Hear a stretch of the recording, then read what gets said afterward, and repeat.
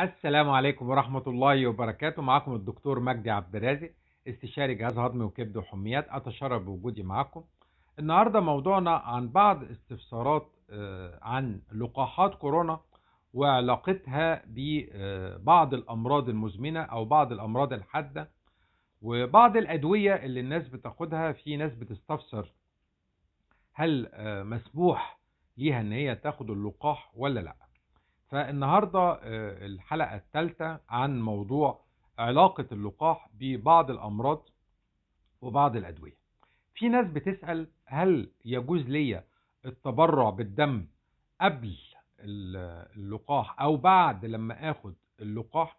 مفيش أي مشكلة، أنت تقدر تاخد اللقاح وتتبرع بالدم، أو تاخد أو تتبرع بالدم قبل اللقاح. مفيش أي مشكلة، إن الفيروس نفسه غير حي وبالتالي فهو غير معدي عن طريق الدم. مفيش أي مشكلة بالنسبة لنقل الدم سواء قبل أو بعد أخذان اللقاح. طيب بالنسبة أنت أصبت بفيروس كورونا وثبت فعلا أنك أنت عندك فيروس كورونا، بالنسبة للمتعافي ياخد اللقاح ولا ما ياخدش اللقاح؟ يمكن انك انت تاخد اللقاح بعد مرور 10 ايام من اصابتك بكورونا. يعني انت دلوقتي جالك كورونا. طيب احنا كنا زمان بننصح انك انت لما يجيلك كورونا تاخد اللقاح بعد مرور من 3 شهور ل6 شهور. لكن الآن في الأوقات الحالية ثبت انك انت بعد لو انت أصبت بكورونا ممكن تاخد الجرعة الأولى من اللقاح بعد مرور 10 أيام من إصابتك.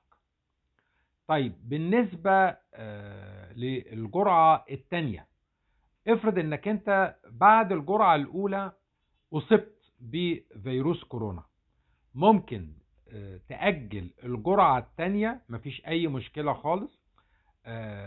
اولا يسمح ليك ان انت تاخد الجرعة الثانية بعد مرور 10 ايام من اصابتك بفيروس كورونا. مفيش اي مشكلة خالص. طيب افرض ان مثلا حالتك كانت شديدة واستدعت دخولك المستشفى، ممكن تأجل الجرعة الأولى أو الجرعة الثانية 3 أسابيع. بالنسبة للحالات الشديدة مفيش أي مشكلة خالص. يعني أنت لو أصبت بفيروس كورونا واضطريت أن أنت تخش المستشفى وكانت حالتك شديدة، ممكن يتم تأجيل اللقاح 3 أسابيع سواء كانت الجرعة الأولى أو 3 أسابيع سواء كانت الجرعة الثانية من وقت إصابتك. زي ما قلت لكم كنا الأول بنقول من 3 شهور ل6 شهور، فدلوقتي بنقول 10 أيام لو الإصابة كانت خفيفة من كورونا، و3 أسابيع لو كانت إصابتك شديدة. طيب بالنسبة للجرعة الأولى، بالنسبة للمخالطين إيه الوضع لو أنت مخالط؟ بالنسبة لو أنت مخالط مفيش أي مشكلة من إنك أنت تاخد اللقاح. أولا بالنسبة لو أنت ظهرت عليك الأعراض بتاعة كورونا بيؤجل التطعيم بتاعك 10 أيام لو ظهرت الأعراض عليك. لكن لو ما ظهرتش الأعراض عليك ممكن إنك أنت تاخد اللقاح بمجرد مثلا إنك أنت تميت فترة العزل بتاعتك اللي هي حوالي من 10 أيام ل 14 يوم. ممكن تاخد اللقاح مفيش أي مشكلة. طيب بالنسبة في بعض الناس تقول أنا والله جالي انفلونزا أو برد وخدت اللقاح وثبت بعد كده إن أنا كان عندي كورونا، عملت المسحة وثبت إن أنا عندي كورونا، هل ده فيه خطر؟ لا، لا يوجد أي خطر، مفيش أي مشكلة إطلاقا عليك، وده لا يشكل أي خطورة، ما تقلقش.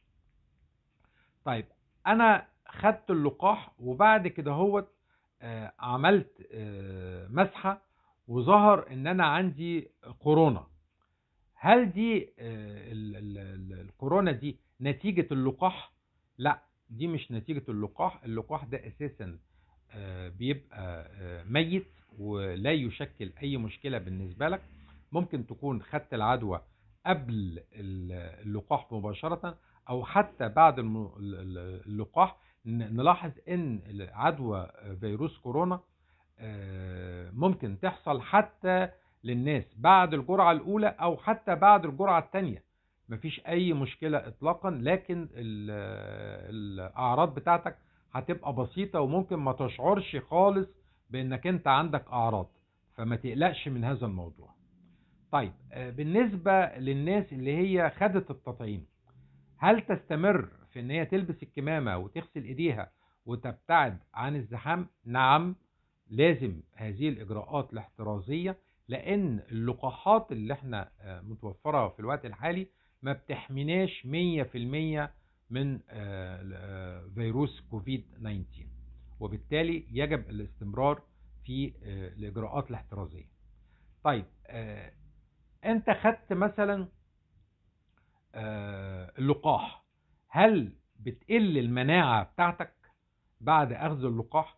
وهل انت محتاج انك انت تتعزل او انك انت معدي؟ لا، انت غير معدي وما بتقلش المناعة بتاعتك ولا حاجة، وانك انت اساسا ممكن تمارس عملك، مفيش اي مشكلة اطلاقا. اللقاح ده الغرض منه تحفيز المناعة بتاعتك وزيادة الوقاية ضد كوفيد 19.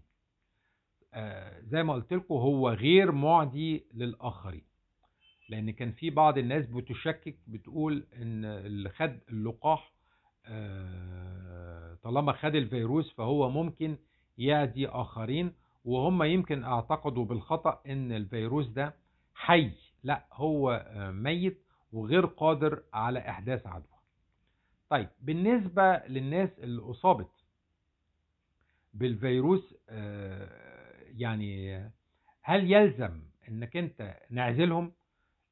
يعني مثلا انا خدت اللقاح اتعزل؟ لا طبعا. بالنسبة للناس اللي هي خدت اللقاح زي ما قلت لكم ده فيروس ميت وغير معدي، وبالتالي مش محتاج انك انت تتعزل، بالعكس انت تروح شغلك عادي، مفيش اي مشكلة من العدوى انك انت تعدي حد يعني. طيب انت خدت اللقاح وتعرضت لواحد عنده كورونا، هل انك انت تعزل نفسك؟ انت اساسا كونك انك انت واخد التطعيم ده بيشكل حماية بالنسبة لك، لكن في خلال الفترة دهيت انت ممكن تلقط عدوى من واحد عنده كورونا، وبالتالي فانت اساسا مش محتاج انك انت تتعزل. لكن لو ظهرت عليك الاعراض يبقى في الحالة دهيت بننصح بانك انت تتعزل، وخصوصا انك انت لو انت ساكن مع مجموعات كتيرة من الناس، او لو انك انت بتشتغل في مكان فيه اشخاص كتير. في بعض الحالات بننصح بانك انت طالما خلطت واحد عنده كورونا مؤكدة فبننصح بالعزل في هذه الحالات، لكن غير كده فما بننصحش بانك انت تتعزل، لانك انت متطعم ضد فيروس كورونا. طيب أرجو أن كنتوا تكونوا استفدتوا. أشكركم جزيل الشكر، والسلام عليكم ورحمة الله وبركاته.